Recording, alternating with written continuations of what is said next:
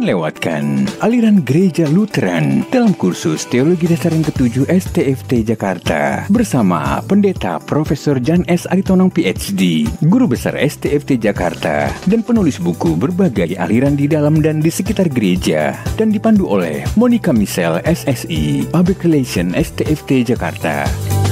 Simak selengkapnya dalam podcast edukasi series 8 dan 11 Februari 2023 pukul 19 waktu Indonesia Barat di YouTube channel Jan S. Aritonang Official.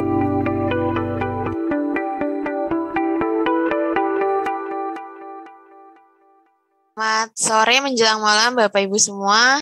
Semoga dalam keadaan sehat, dan pada sore menjelang malam hari ini kita mau sama-sama melanjutkan pertemuan berikutnya dari kursus Teologi Dasar 7 dengan topik aliran Gereja Lutheran yang akan dibawakan oleh Pak Yan Aritonang. Sangat menarik, dan hari ini kita mau sama-sama belajar. Seperti biasa, 1 jam pertama kita akan mendengarkan pemaparan materi dari Pak Yan dan akan masuk ke sesi tanya jawab. Dan ketika sesi tanya jawab nanti, mohon bertanya dengan singkat, padat, dan jelas.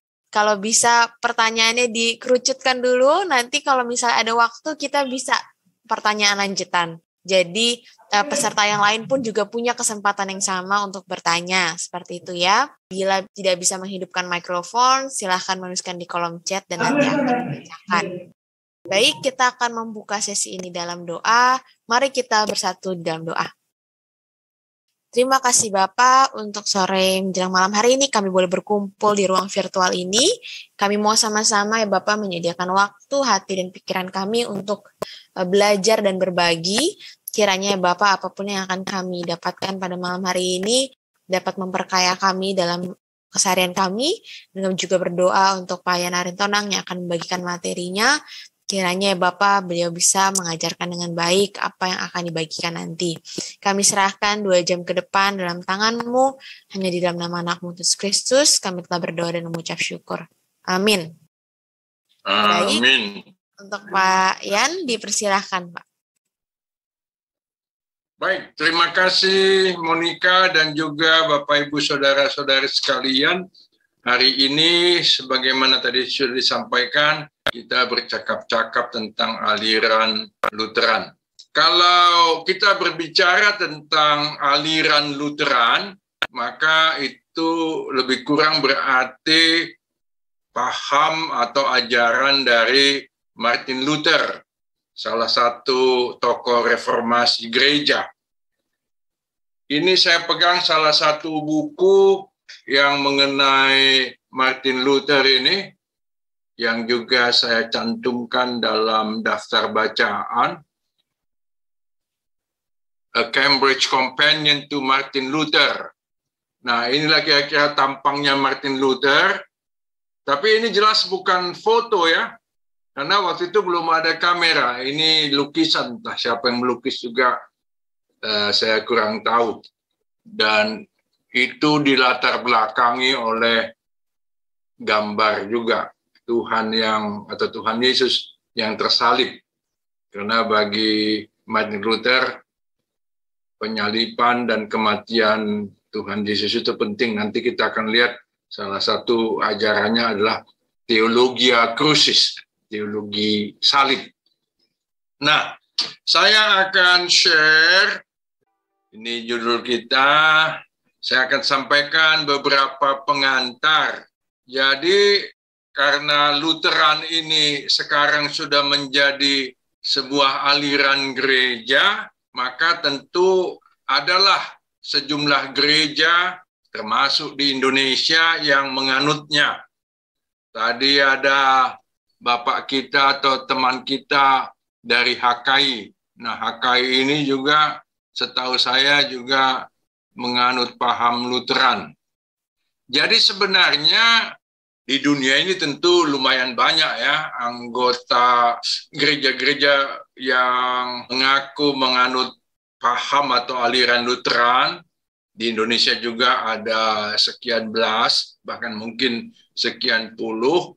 Tetapi di Indonesia ini hampir dapat dikatakan tidak ada gereja yang murni beraliran Lutheran. Nanti kita akan lihat Di Indonesia sekarang kan ada lebih kurang 400 organisasi atau lembaga gereja yang mengaku beraliran Lutheran itu sekian belas atau sekian puluh, dan banyak di antara mereka itu anggota Lutheran World Federation, terutama itu gereja-gereja yang berasal atau berkantor sinode di Sumatera Utara, dan mereka ini kebanyakan hasil penginjilan dari Rheinische Missionsgesellschaft, RMG, yang datang dari Jerman sejak 1860-an yang lalu, lebih dari 160 tahun yang lalu, dan menghasilkan sejumlah gereja, HKBP, GKPS, BNKP, dan seterusnya.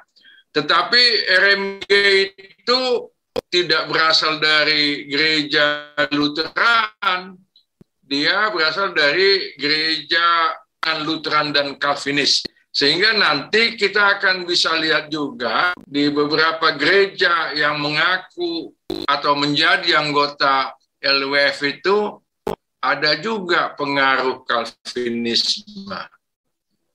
Nah, jadi walaupun di Indonesia boleh dikatakan tidak ada gereja yang murni beraliran atau menganut ajaran Lutheran, tetapi di luar gereja-gereja yang menyebut diri Lutheran itu, banyak juga gereja di Indonesia yang menghormati Martin Luther dan aliran Lutheran.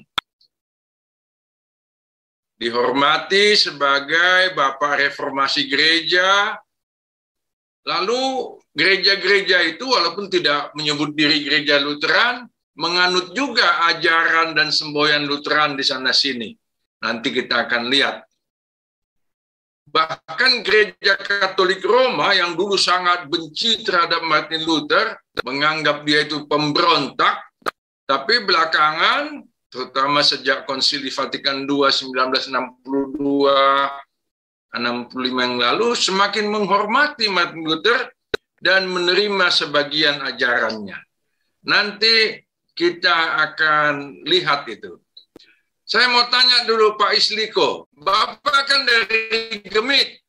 Ya, saya Calvinis. Coba Bapak ingat, tanggal berapa tanggal lahir Gemit? 31 Oktober. Nah, itu dia. 31 Oktober itu hari reformasi, dan itu tanggal itu dijadikan hari reformasi karena seperti nanti akan kita lihat, itu Martin Luther memakukan 95 dalilnya di pintu gerbang gereja Universitas Wittenberg, di Wittenberg, kota Wittenberg di Jerman. Dan itu yang nanti disepakati oleh gereja-gereja reformatoris atau gereja-gereja Protestan, termasuk Gemit, sebagai hari reformasi. Nah, Gemit tadi kan dibilang oleh Pak Isliko itu Calvinis ya, tapi ternyata menggunakan tanggal 31 Oktobernya Martin Luther itu sebagai tanggal lahirnya. Nah, GPIB juga tanggal lahirnya 31 Oktober. Kalau Gemit 1947, GPIB 1948. Pokoknya hari reformasi itu tidak hanya diingat atau dikenang atau dirayakan oleh gereja-gereja yang menyebut diri Lutheran, tapi juga gereja-gereja lain. Nah, nanti kita akan lihat juga bahwa di banyak gereja yang tidak Lutheran pun ada atau digunakan atau dipelajari semboyan-semboyan reformasi yang dicanangkan oleh Martin Luther. Salah satu itu tidak saya tulis di sini, tetapi di makalah saya tulis ya, di alinea 2 halaman 1 itu, salah satu semboyan reformasi dari Martin Luther itu adalah Ecclesia Reformata Sed Semper Reformanda. Artinya gereja yang dibarui harus terus-menerus dibarui. Reformasi itu kan pembaruan gereja. Dengan demikian, gereja-gereja apakah itu HKBP, GEMIT, GPIB, tidak boleh puas berhenti pada apa yang sudah dia punya, melainkan juga harus terus membarui diri, tidak pernah berhenti. Nah, kita sekarang sampai ke pusat ajaran Lutheran. Gereja Katolik punya banyak ajaran. Lalu ketika Martin Luther mencanangkan reformasi, yang terutama dia canangkan, sekaligus dia kritik terhadap Gereja Katolik Roma, adalah menyangkut ajaran. Dia pertama-tama memusatkan ajarannya pada firman atau firman Tuhan. Lalu nanti kita akan lihat pemahamannya atau ajarannya tentang sakramen, upacara-upacara yang dinyatakan suci, sebagai juga hal yang mendasar bagi Luther dan para pengikutnya. Dan sakramen ini nanti dia akan, kita lihat, hanya menyatakan ada dua, baptisan dan perjamuan kudus, dan itu adalah juga firman Tuhan yang diperagakan, yang ditandakan. Nah, bagi Luther, firman Tuhan semata-mata bersumber dari atau mengacu pada Alkitab. Inilah yang kemudian diungkapkan dengan istilah sola scriptura. Kenapa dia menekankan ini? Karena di Gereja Katolik pada masa itu, bahkan juga sampai sekarang, bukan hanya Alkitab sumber ajaran atau yang berasal dari Tuhan. Ada yang disebut dengan tradisi. Tradisi itu bukan hanya kebiasaan, tapi juga tulisan-tulisan yang dihasilkan oleh bapak-bapak atau tokoh-tokoh gereja yang tidak termuat di dalam Alkitab, dan itu berlangsung sampai hari ini. Tradisi itu dibangun oleh Gereja Katolik. Nah, Martin Luther katakan tidak. Satu-satunya sumber firman Tuhan adalah Alkitab. Ajaran atau dokumen atau buku yang ada di luar Alkitab tentu kita hargai juga, tapi itu tidak sama nilainya dan isinya atau bobotnya dengan Alkitab. Lalu ini juga tadi sudah saya katakan, sakramen itu hanya ada dua, baptisan kudus dan perjamuan kudus. Dan ini adalah firman Tuhan yang kelihatan dan yang diperagakan. Nah, kalau kita ingat makalah 2 minggu lalu, di Gereja Katolik itu ada 7 sakramen. Tapi Luther katakan, yang langsung dinyatakan di dalam Alkitab, yang diamanatkan oleh Tuhan Yesus sendiri, adalah baptisan kudus dan perjamuan kudus. Tentang baptisan kudus kita mungkin ingat ya, Matius 28 ayat 18 sampai 20 itu yang sering oleh gereja disebut amanat agung.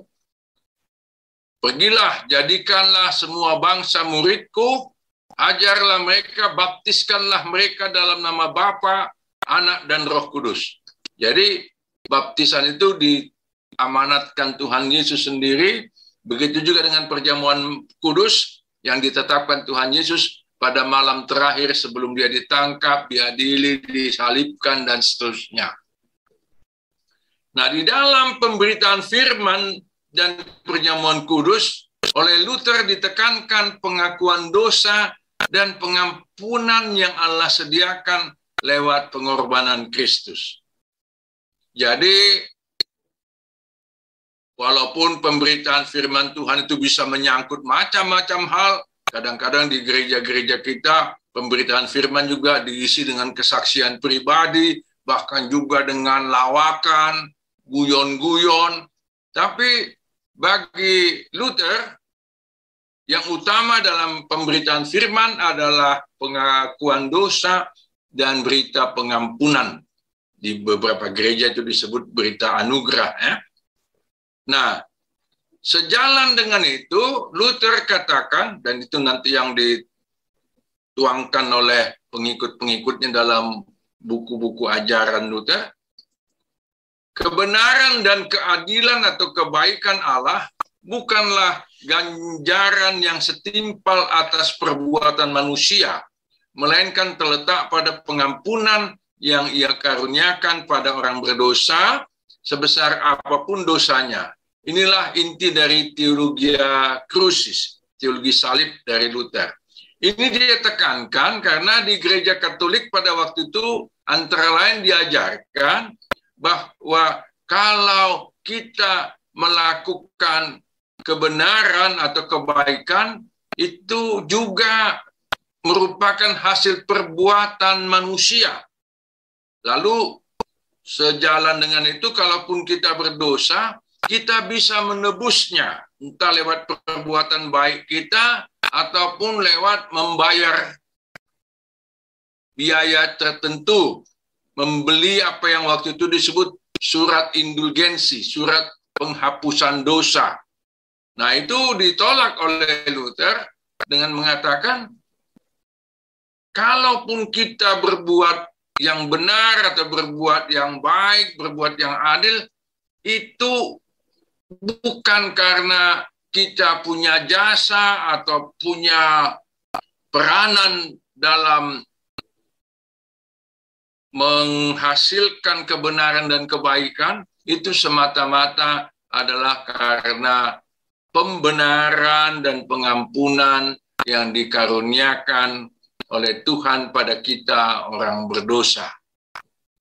Nah, tentang sakramen, tadi sudah saya singgung bahwa berdasarkan penelitiannya atas Alkitab, Luther menemukan bahwa hanya ada 2 sakramen yang punya dasar alkitabiah atau yang langsung ditetapkan oleh Kristus sendiri, yaitu baptisan dan perjamuan kudus.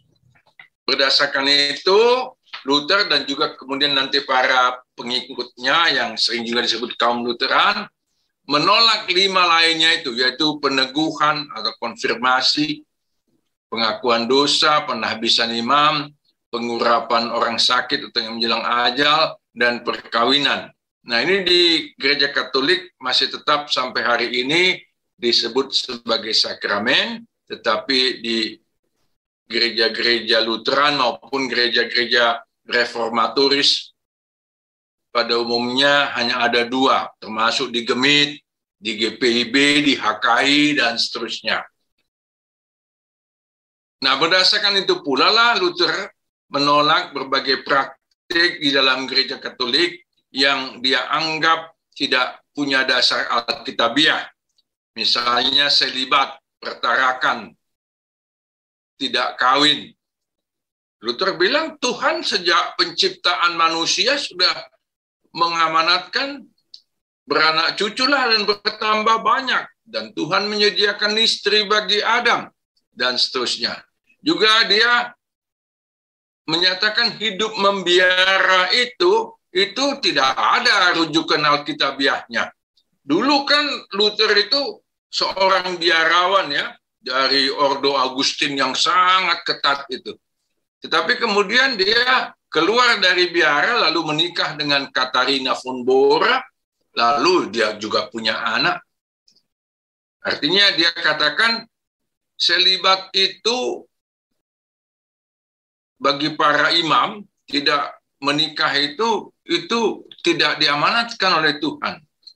Lalu juga penghormatan pada relikwi, benda-benda yang dianggap mujarab atau dianggap keramat, apakah itu peninggalan Kristus, peninggalan para rasul, peninggalan orang-orang suci, dan dianggap dia punya khasiat.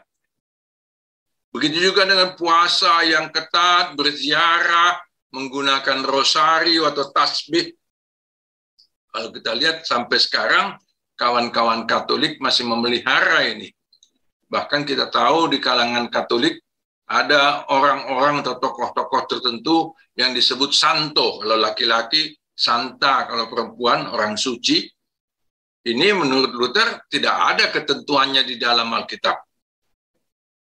Nah, pandangan Luther, kemudian juga penganut paham atau aliran Lutheran tentang baptisan kudus, penting kita perhatikan ini menyangkut pertikaiannya, perdebatannya, perselisihannya dengan kaum Anabaptis. Anabaptis itu kalau diterjemahkan secara harfiah, baptis ulang. Menurut kaum Anabaptis, baptisan hanya boleh dilayankan bagi orang dewasa. Baptisan anak-anak itu tidak sah. Karena itu kalau ada orang Kristen dibaptis pada waktu bayi atau anak-anak, dia harus dibaptis ulang. Itulah artinya Anabaptis. Nah, Luther menolak pemahaman Anabaptis berdasarkan keyakinan bahwa janji Allah sebagaimana dimeteraikan melalui baptisan itu berlaku juga bagi anak-anak dalam keluarga Kristen. Kalau kita membaca Kisah Para Rasul 2 ayat 39, adakah di antara kawan-kawan yang mau membaca Kisah Para Rasul 2 ayat 39 ini? Ini bagian dari khotbah Rasul Petrus pada hari Pentakosta. Kisah Rasul Pasal 2 ayat 39. Kisah Rasul 2 ayat 39. Sebab bagi kamulah janji itu dan bagi anak-anakmu dan bagi orang yang masih jauh, yaitu sebanyak yang akan dipanggil oleh Tuhan Allah kita. Ya. Jadi artinya janji Tuhan tentang pengampunan dosa, kehidupan kekal, dan sebagainya, itu tidak hanya berlaku bagi orang dewasa, tapi juga bagi anak-anak. Dan baptisan itu juga mengandung janji Tuhan itu. Maka itu Luther katakan, anak-anak juga mengambil bagian dalam janji Tuhan. Nah, penolakan Luther atas pandangan kaum Anabaptis semakin tegas ketika ia melihat bahwa mereka itu tidak mengakui adanya sakramen. Mereka tidak sebut baptisan dan perjamuan kudus itu dengan istilah sakramen. Dan mereka juga memberontak terhadap raja-raja atau pemerintah. Kalau kita ingat, Martin Luther itu kan mencanangkan reformasinya dimulai tadi 31 Oktober ya, 1517. Lalu banyak yang tergerak untuk mengikuti dia, antara lain kaum petani di Jerman. Antara lain dipimpin oleh Thomas Müntzer. Nah, kaum petani ini lalu melakukan pemberontakan terhadap negara pada waktu itu, terhadap pemerintah, dan mereka hendak menggulingkannya dengan alasan bahwa negara itu penindas. Tapi Luther katakan, jangan sembarangan bertindak terhadap pemerintah atau negara. Sebab pemerintah itu, dia mengacu kepada kitab atau surat Roma pasal 13, itu berasal dari Tuhan itu. Karena itu gereja harus tunduk pada kekuasaan negara, tentu negara yang menjalankan kekuasaannya dengan baik, dan harus menjalin hubungan baik dengannya. Nah, ini juga kita lihat dalam kehidupan Martin Luther selama proses reformasi itu, bahkan juga kehidupan para pengikutnya yang juga menjalin hubungan baik dengan pemerintah. Nanti juga Calvin dan para pengikutnya, kaum Calvinis, juga melakukan hal yang sama. Walaupun di sana-sini ada pemahaman atau penjelasan yang tidak persis sama. Ajaran Luther atau Lutheran tentang perjamuan kudus itu disebut konsubstansiasi. Kon itu artinya bersama-sama, berbarengan, substansi itu hakikat zat. Hakikat atau zat. Jadi, kedua unsur perjamuan, yaitu roti dan anggur, mencakup kedua substansi sekaligus, hakikat jasmani, yaitu roti dan anggur, tetaplah itu roti dan anggur, tapi juga di dalamnya hadir hakikat rohani, tubuh dan darah Kristus, yang diterima peserta perjamuan kudus secara nyata. Nah, dengan ini Martin Luther mengatakan dia tidak setuju dengan ajaran Gereja Katolik Roma yang disebut transubstansiasi, dan juga yang dia sebut itu sedikit berbeda dengan yang diajarkan oleh Calvin dan dianut oleh kaum Calvinis. Gereja Katolik Roma mengatakan ketika imam mengatakan inilah tubuhku, inilah darahku, langsung roti itu berubah jadi tubuh Kristus, anggur berubah menjadi darah Kristus. Dia tidak lagi punya substansi atau hakikat jasmani. Dia sudah sepenuhnya hanya merupakan atau penampakan dari hakikat rohani. Luther bilang, yang kita makan itu ya roti, yang kita minum itu anggur. Kita tidak minum darah Kristus sepenuhnya. Jadi hadir dua-dua itu, yang jasmani maupun rohani. Nah, nanti Calvin dan pengikutnya mengatakan, oh tidak persis seperti itu. Yang dinyatakan oleh Kristus dalam perjamuan kudus adalah kesatuan atau penyatuan dirinya dengan umat yang beriman kepadanya.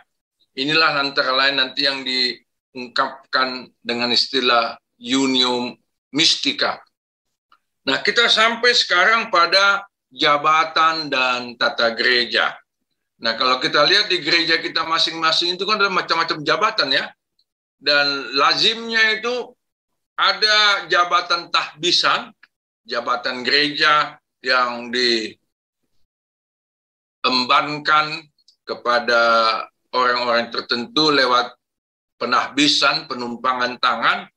Ada jabatan yang bukan tahbisan, jabatan yang misalnya ditetapkan berdasarkan pemilihan. Saya nggak tahu di gereja kita masing-masing apakah misalnya ketua sinode itu dipilih lewat pemilihan, pengumpulan atau pemungutan suara, voting.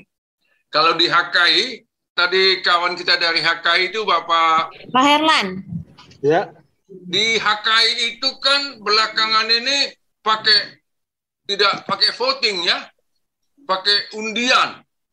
Karena katanya itu Manjalo. ya itu katanya lebih alkitabiah. Jadi bukan di vote, tapi diundi. Nah, di gereja-gereja Lutheran ada macam-macam jabatan gereja, tapi menurut Luther, mengacu kepada amanat Alkitab, yang penting atau yang harus ada di dalam gereja adalah pejabat atau pelayan yang ditahbiskan untuk pelayanan firman dan sakramen. Dan menurut dia, itulah yang dijalankan oleh pendeta. Tentu bisa ada jabatan-jabatan lain, tetapi itu tidak mutlak. Jabatan penatua itu tentu penting, itu tugasnya macam-macam, dan di beberapa gereja Lutheran itu ditahbiskan lewat penumpangan tangan, tapi di banyak gereja itu tidak ditahbiskan. Kalau jadi penatua, di GKI misalnya itu dilantik saja, dikukuhkan.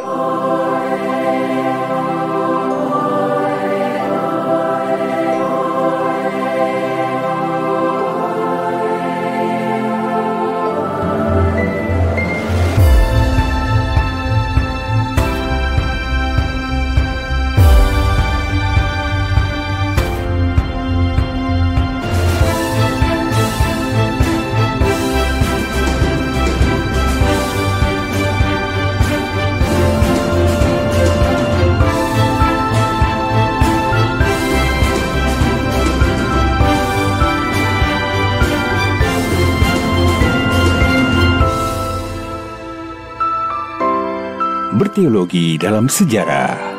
Masa lalu memanusiakan masa depan yang purna kala.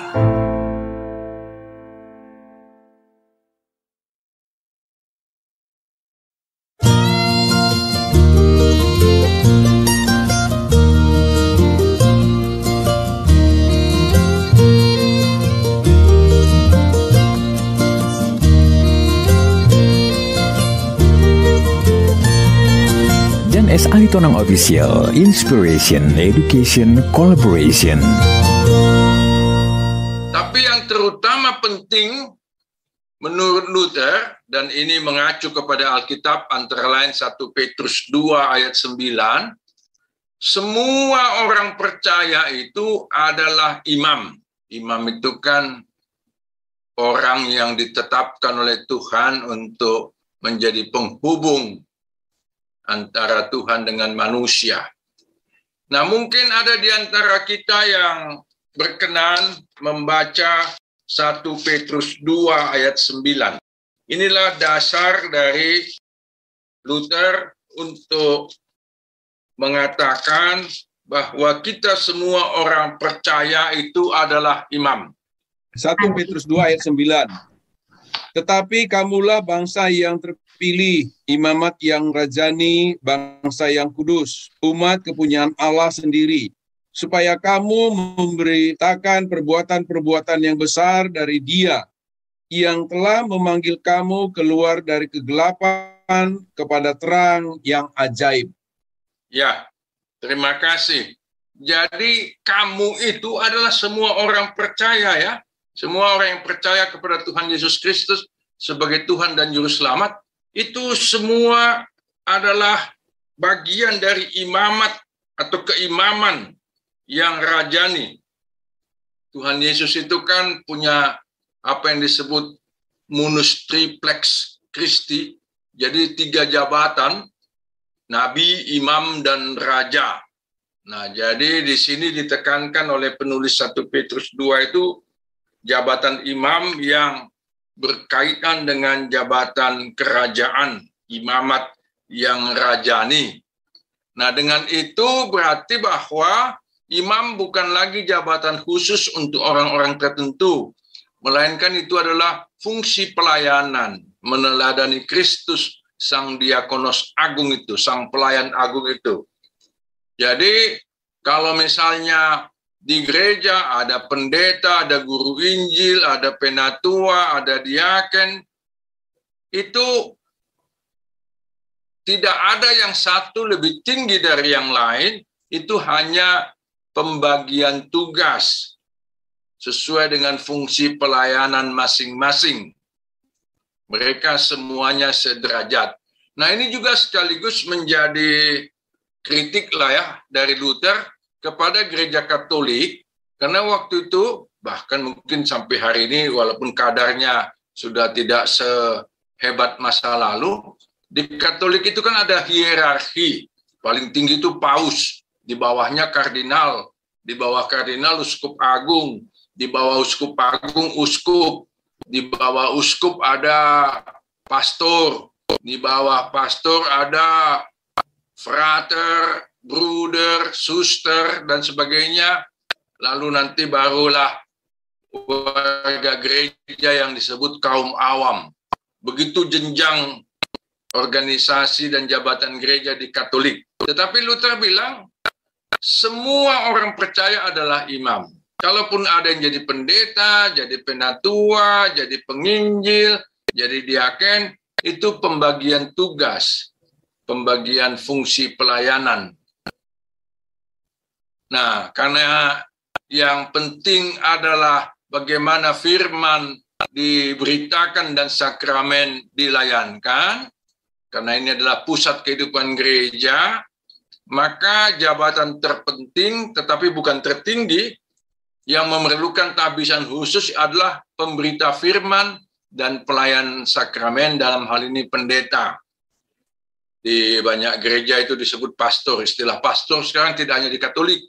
Banyak gereja, termasuk kawan-kawan Pentakostal, menyebut jabatan gereja di mereka itu pastor.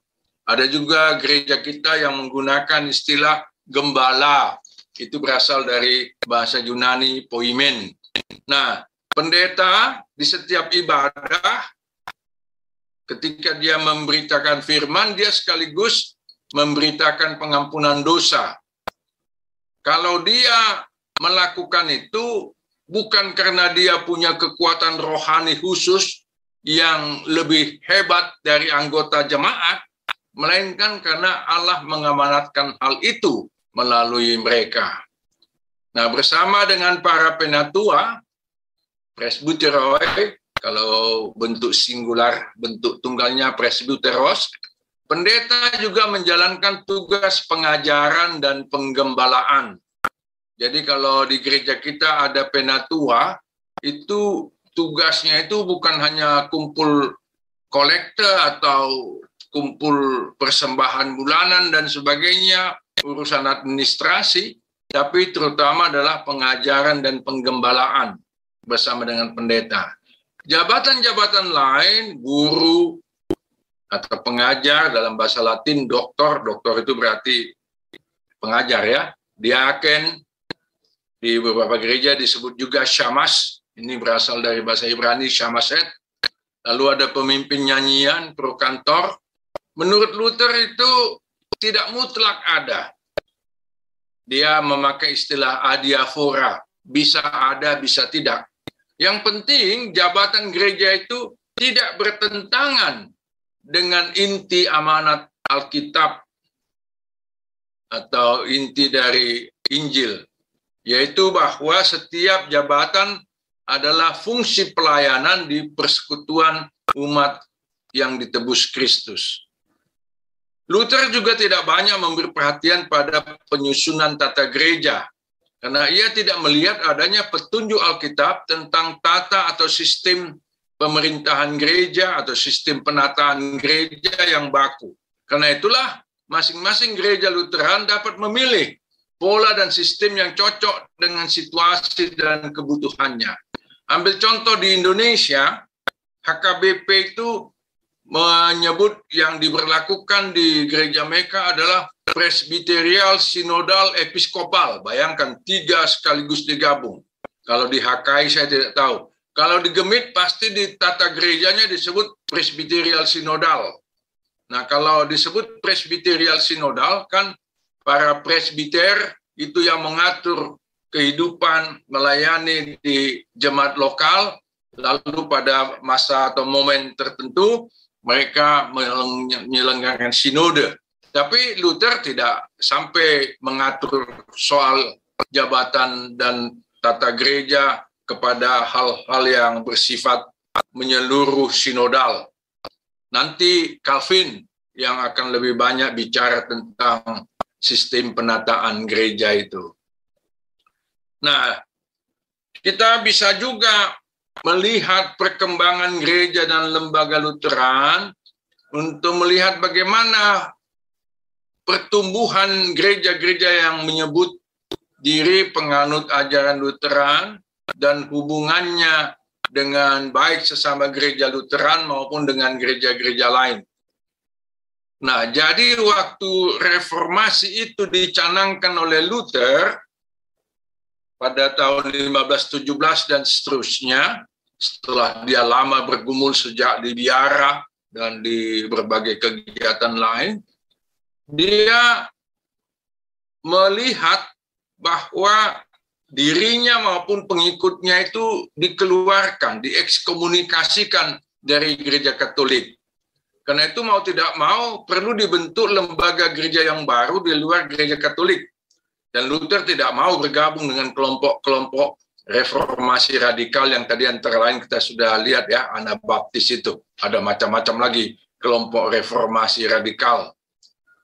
Karena itu dia bersama dengan kawan-kawannya berusaha untuk merumuskan terutama ajaran, lalu menata gereja yang mereka bentuk itu. Tetapi Luther mengingatkan, hei, jangan sekali-kali memakai namaku dalam nama gereja yang dibentuk oleh gerakan reformasi itu. Aku ini apalah, aku ini hanya seperti cacing kecil yang tidak berdaya. Jadikanlah gereja yang kita bentuk itu dengan nama lain. Sempat juga disepakati nama Protestan.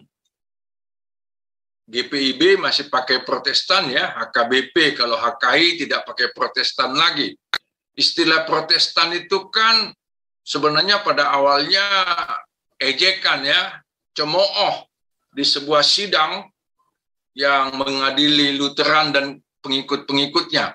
Tapi kemudian banyak pengikutnya menyebut gereja yang mereka dirikan itu gereja Protestan. Tapi ada juga yang mau menggunakan nama Lutheran, jadi gereja Lutheran. Nah, pada dasawarsa setelah reformasi itu, di antara para pengikut Luther cukup sering terjadi perbedaan pendapat tentang berbagai hal. Lalu pada tahun 1577, mereka berhasil menyusun rumus kesepakatan, dalam bahasa Inggris disebut Formula of Concord, dan kemudian bersama dengan sejumlah tulisan Luther, pada tahun 1580, mereka menyusun dan menyepakati satu kumpulan tulisan yang mereka sebut Kitab Concord, The Book of Concord. Dan inilah semacam buku pengakuan iman mereka. Ini sudah ada terjemahan Indonesianya, buku Concord terbitan BPK Gunung Mulia. Nah, salah satu yang dimuat dalam kitab Concord ini adalah Katekismus Martin Luther. Ini sekarang saya pegang bukunya ini, Katekismus Luther. Ada katekismus kecil, ada katekismus besar. Katekismus besar ini untuk pegangan guru. Katekismus itu buku pengajaran agama.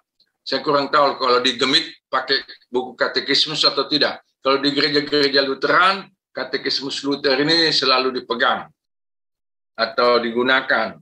Lalu isinya kitab atau buku Concord itu juga adalah konfesi Augsburg, pengakuan iman Augsburg. Jadi kan macam-macam pengakuan iman gereja ya.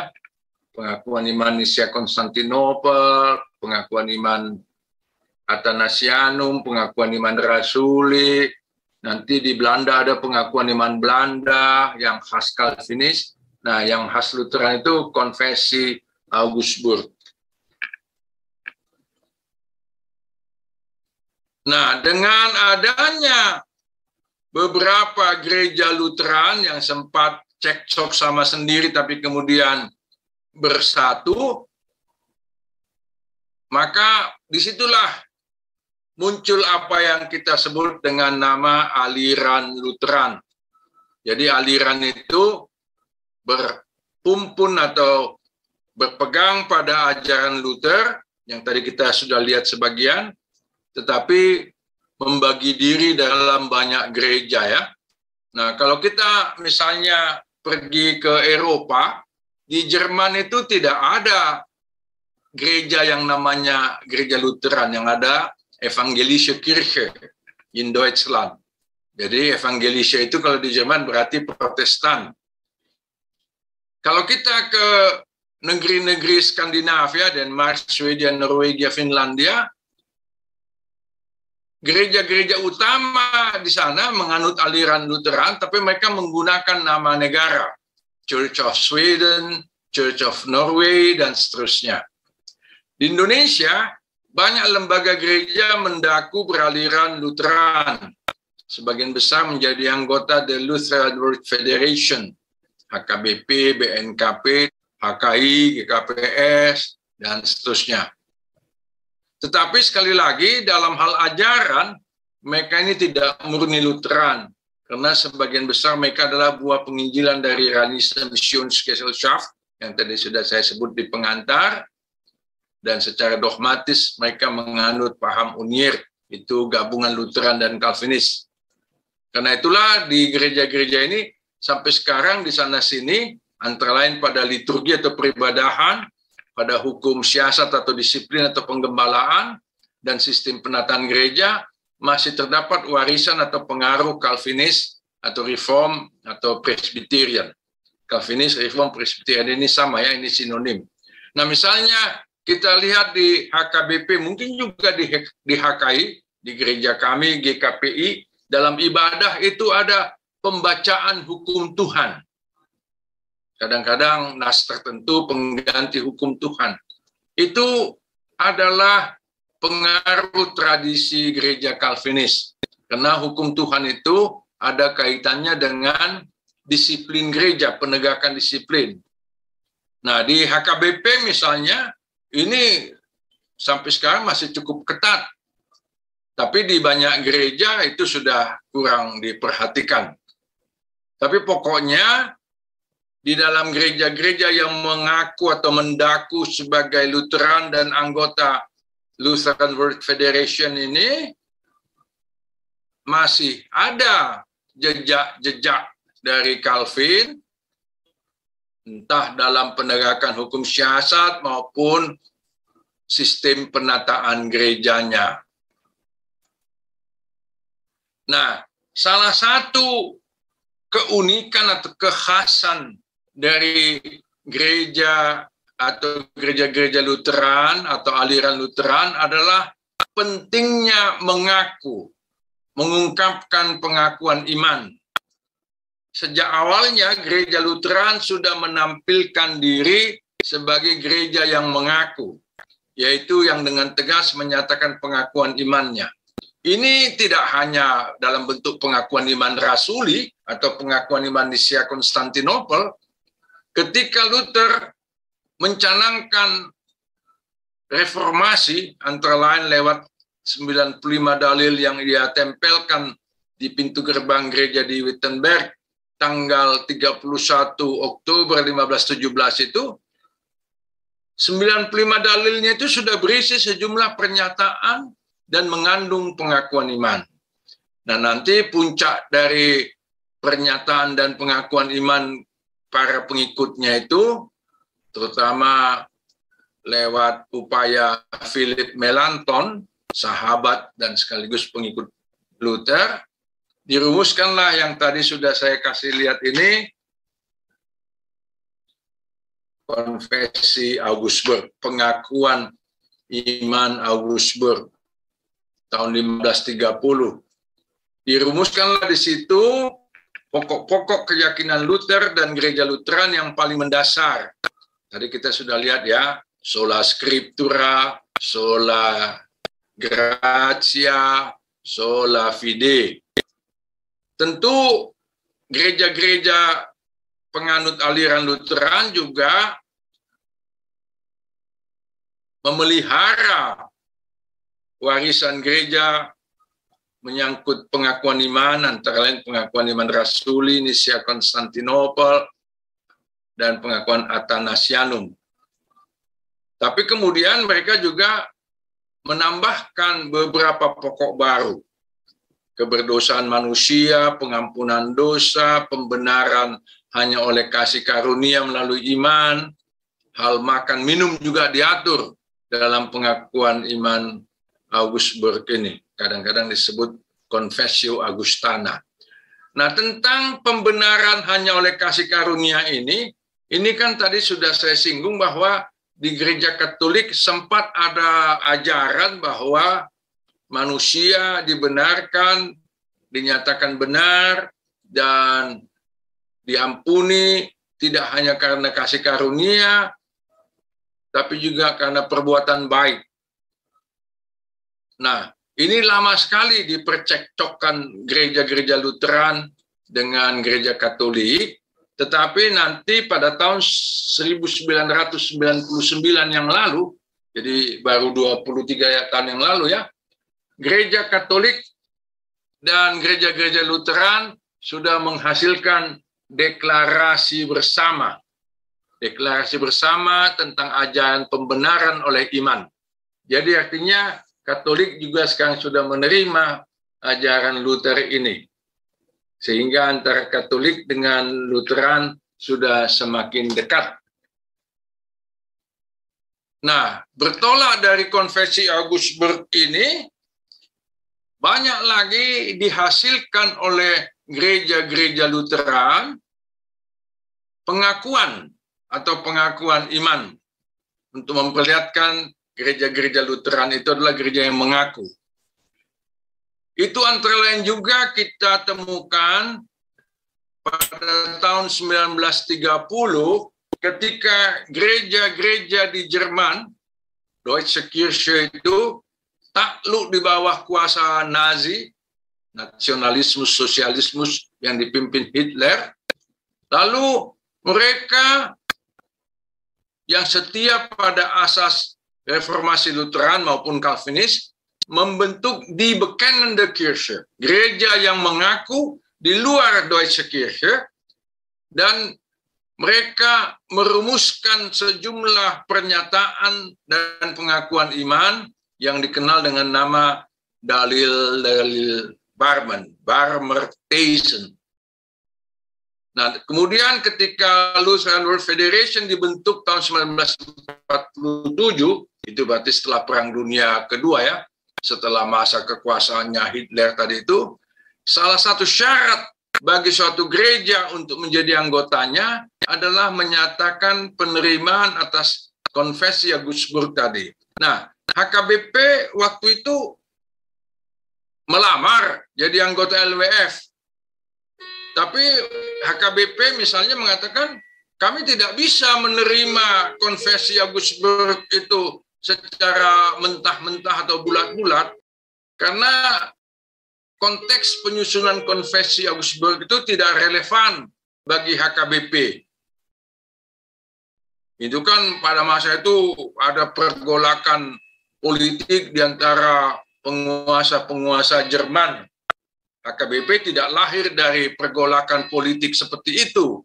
Lalu HKBP menyusun konfesinya sendiri pada tahun 1951, dan isinya banyak menggemakan isi konfesi Augsburg. Dan berdasarkan itu, dia diterima menjadi anggota LWF. Nanti HKBP merumuskan lagi konfesinya yang kedua tahun 1996. Lalu sejumlah gereja lain di Indonesia juga sudah merumuskan entah namanya pengakuan iman atau konfesi atau pernyataan iman. Yang saya ingat antara lain itu adalah GKI, walaupun itu yang salah satu terbaru ya. GKI baru saja merumuskan konfesinya tahun 2014. Lalu GKPS Simalungun. Lalu juga GBKP Gereja Batak Karo Protestan. GPIB merumuskan pokok pemahaman iman atau pernyataan iman. Saya lupa apa istilah yang dipakai GPIB dan seterusnya. Nanti Bapak Ibu Saudara-saudara bisa juga mengemukakan di gereja Anda apakah sudah ada rumusan pengakuan iman atau konfesi atau pernyataan iman atau apapun. Tapi yang penting adalah gereja itu salah satu tugasnya adalah mengungkapkan pengakuan atau pernyataan imannya. Saya tidak tahu apakah Gemit misalnya sudah, HKI setahu saya belum. Tapi nanti bisalah kawan-kawan mengemukakan itu apa yang sudah dilakukan oleh gerejanya.